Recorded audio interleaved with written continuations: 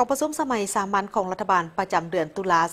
2025คณะรัฐบาลได้ประกอบคำเห็นต่อกับบทสรุปเวียกงานประจำเดือนตุลาและทิศทางแผนเวียกจุดสุมประจำเดือนพฤศจิกายน2025กองประชุมสมัยสามัญของรัฐบาลประจำเดือนตุลา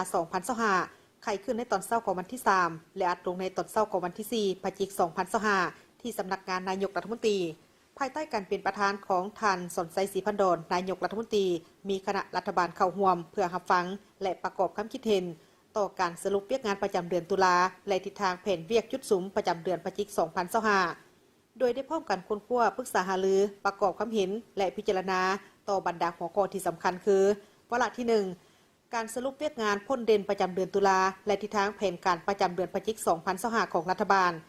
ทิศพันขยายผลกองประชุมครบคณะครั้งที่11ของคณะบริหารงานส่วนกลางภาคสมัยที่11และการกักเกี่ยมความพร้อมรายงานต่อกองประชุมสมัยสามัญเทื่อที่10ของสภาแห่งชาติสุดที่9รายงานสภาพการสากลและภาคพื้นที่พ้นเด่น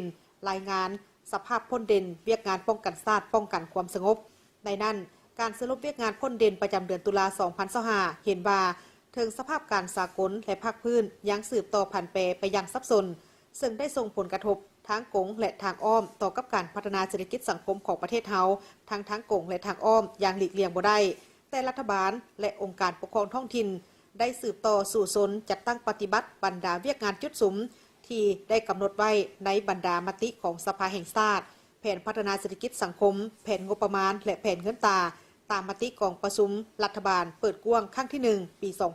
2025ได้มีผลสำเร็จหลายด้านเป็นต้นทั่วประเทศสืบต่อรักษาได้เสถียรภาพทางด้านการเมืองอย่างนักแน่นสังคมมีความสงบและเป็นระเบียบเรียบร้อยโดยพื้นฐานสามารถจัดเก็บรายรับเข้างบประมาณได้ 59,858 ตื้อกีบเท่ากับ88ส่วนห้อยของแผนการปีการปฏิบัติแผนรายจ่ายปฏิบัติได้ 47,631 ตื้อกีบเท่ากับ67ส่วนห้อยของแผนการปีการควบคุมอัตราเงินเฟ้อลดลงจาก 4.5 ส่วนห้อยในเดือนกันยามาเป็น 4 ส่วนห้อยในเดือนตุลาสามารถเพิ่มคลังสำรองเงินตราต่างประเทศกุ้มการนำเข้า 5.24 เดือนสามารถชำระหนี้สินภายในและต่างประเทศตามข้อผูกพันสัญญาได้สวมใส่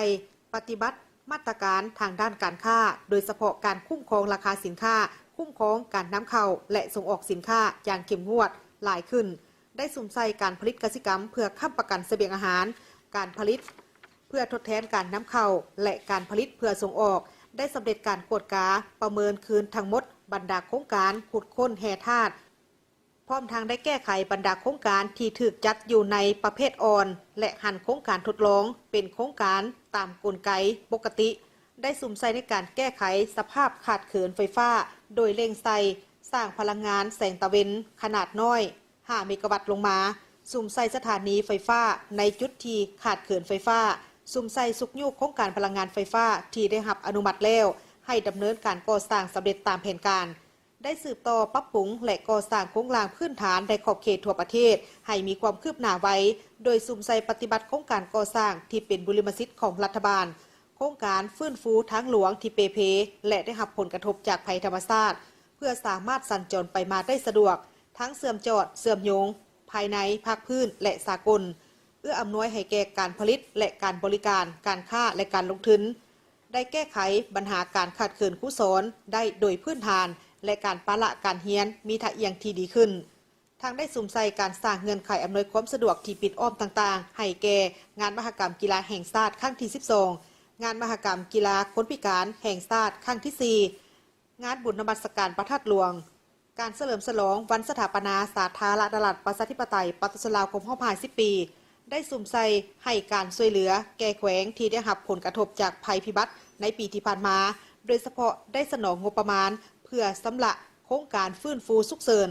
รวม82โครงการมูลค่าเกือบ95ตื้อกีบได้เอาใจใส่เคลื่อนไหวเวียกงานต่างประเทศอย่างมีไหวพริบ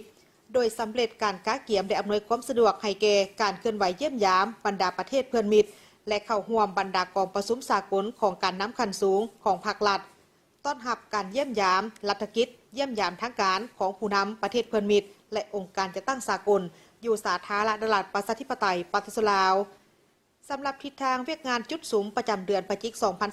2025 กองประชุมได้ซี่น้ำคะแนนการท้องถิ่นและภาคส่วนที่เกี่ยวข้องเอาใจใส่บรรดาเวียกงานสำคัญสืบต่อเอาใจใส่ปฏิบัติเวียกงานป้องกันชาติป้องกันความสงบทั่วปวงชนรอบด้านสืบต่อลงก่อสร้างรากฐานการเมืองและพัฒนาชนบทรอบด้านแก้ไขความทุกข์ยากของประชาชนติดพันกับเวียกงานสามสร้างโดยเฉพาะอยู่จุดหล่อแหลมและเขตห่างไกลโศกลีกสืบต่อแก้ไขปรากฏการณ์ย่อท่อทางสังคมให้ลดน้อยถอยลงสืบต่อปฏิบัติแผนป้องกันรักษาความสงบปลอดภัยให้แก่งานเฉลิมฉลองวันชาติครบรอบ50 ปีงานมหกรรมกีฬาแห่งชาติครั้งที่ 12สืบต่อการเกี่ยมบรรดาเนื้อในทีจะนำไปรายงานต่อกองประชุมสมัยสามัญเทื่อที่ 10 ของสภาแห่งชาติสุดที่ 9ให้สำเร็จทันตามกำหนดเวลาสืบต่อการเกี่ยมความพร้อมรอบด้านเพื่อเฉลิมฉลองวันสำคัญของพรรคของชาติและงานบุญประเพณีต่างๆเป็นต้นวันสถาปนาสาธารณรัฐประชาธิปไตยประชาชนลาวครบรอบ50 ปีวันคล้ายวันเกิดประธานไก่สนพรหมวิหารครบรอบ105 ปีและงานมหกรรมกีฬาแห่งชาติครั้งที่ 12สืบต่อสุ่มใส่ปฏิบัติบรรดามาตรการแก้ไขความยุ่งยากทางด้านเศรษฐกิจการเงินเป็นต้นมาตรการคุ้มครองอัตราแลกเปลี่ยนเงินตรามาตรการแก้ไขหนี้สินมาตรการจำกัดการนำเข้าสินค้าฟุ่มเฟือยมาตรการส่งเสริมการผลิตสินค้าทดแทนการนำเข้า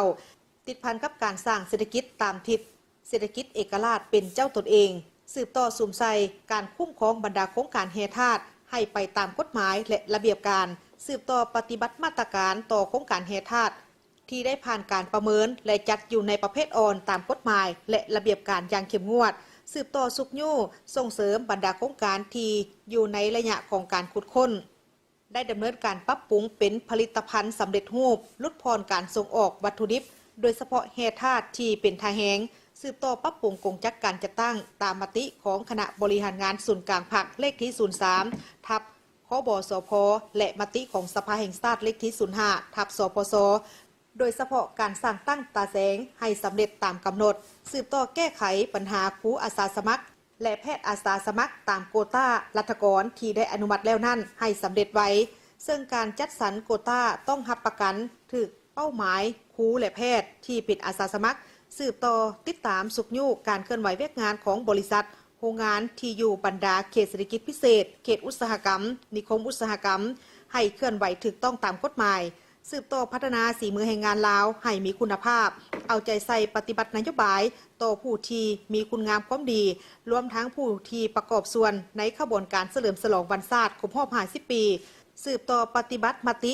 165 ทับสปสเกี่ยวกับนโยบายสุขยู่ส่งเสริมการก่อสร้างและซ่อมแปลงทางในระยะใหม่ก็คือมติ 10 ทับลบสืบต่อสุ่มใส่สุขยู่บรรดาโครงการก่อสร้างเส้นทางที่สำคัญบุริมสิทธิ์ปรับปรุงบูรณะและซ่อมแปลงเส้นทางหลวงแห่งชาติและทางหลวงท้องถิ่นในขอบเขตทั่วประเทศให้สำเร็จตามแผน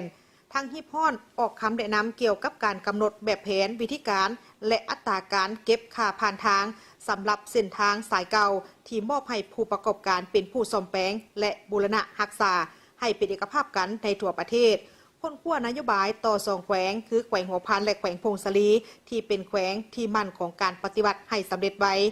การเกี่ยมต้อนรับการนำคันสูงและแขกต่างประเทศที่มาเยี่ยมยามทั้งการและเข้าร่วมเฉลิมฉลองวันชาติที่ 2 ธันวาคมรอบ50 ปีวาระที่ 2 ของกองประชุมได้พิจารณาห่างนิติกรรมจำนวน6ฉบับคือห่างวิสัยทัศน์ฮอดปี 2045 และแผนยุทธศาสตร์การพัฒนาระบบข้อมูลข่าวสารตลาดแรงงานแห่งชาติฮอดปี 2035 ห่างดำรัดว่าด้วยการจัดสรรที่ดินปลูกสร้างของรัฐเป็นบ่อนอยู่อาศัยและซื้อขายสิทธินำไส้ที่ดินแบบมีกำหนดห่างดำรัดว่าด้วยยางพาราห่างดำรัดว่าด้วยการคุ้มครองบริเวณชายแดนห่างดำรัดว่าด้วยพนักงานท้องถิ่นที่เฮ็ดเวียกนำองค์การต่างประเทศประจำอยู่สาธารณรัฐประชาธิปไตยประชาชนลาวและห่างดำรัดว่าด้วยการคุ้มครองธนบัตรในนั้นกองประชุมได้ซี่น้ำให้ภาคส่วนเกี่ยวข้องนำเอาบรรดาห่างนิติกรรมดังกล่าวนำไปปรับปรุงตามความเห็นของสมาชิกรัฐบาลเป็นต้นสื่อของบางนิติกรรมโค้งห่างให้เหมาะสมในใส่เหตุให้บรรดานิติกรรมดังกล่าวมีเนื้อในละเอียดจะแจ้งจำกัดได้2วางต่างๆสอดคล้องกับนิติกรรมที่ได้ประกาศนำใส่แล้วทั้งสามารถจะตั้งปฏิบัติอย่างมีประสิทธิภาพและประสิทธิผล